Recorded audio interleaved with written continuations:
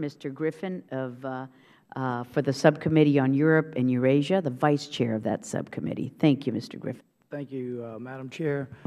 We had some testimony yesterday regarding the potential for al-Qaeda to exploit some of the instability in Northern Africa, particularly in Egypt. And I just wanted to get your comments on that. There was a Wall Street Journal op-ed by Kenneth Pollock on this yesterday, and understanding that this may be down the road a bit, sort of intermediate term and not immediate, and also understanding that Egypt has a history of doing a pretty good job of keeping some of the more extreme elements under control, if you will.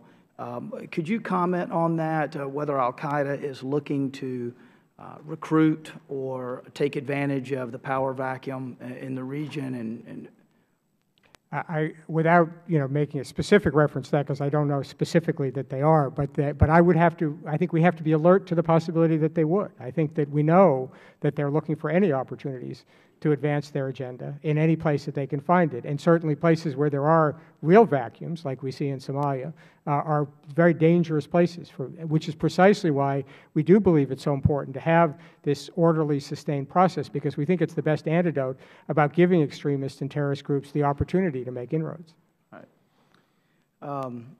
Well, the article that I was looking at yesterday tends to say that this may not be the most likely course, particularly in the short term.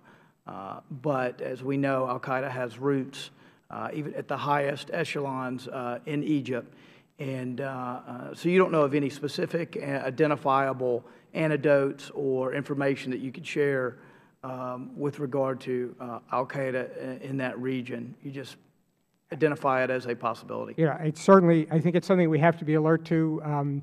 Obviously, to get into a little more detail, we'd probably have to do this in a closed session. But I would say the most important thing is to be vigilant to it and to take the steps now to not let the circumstances arise. Because I feel very confident that the voices in the streets in Tahrir Square are not voices that are looking to al-Qaeda as their salvation. So we need to make sure that they are the ones that prevail in this situation. Right.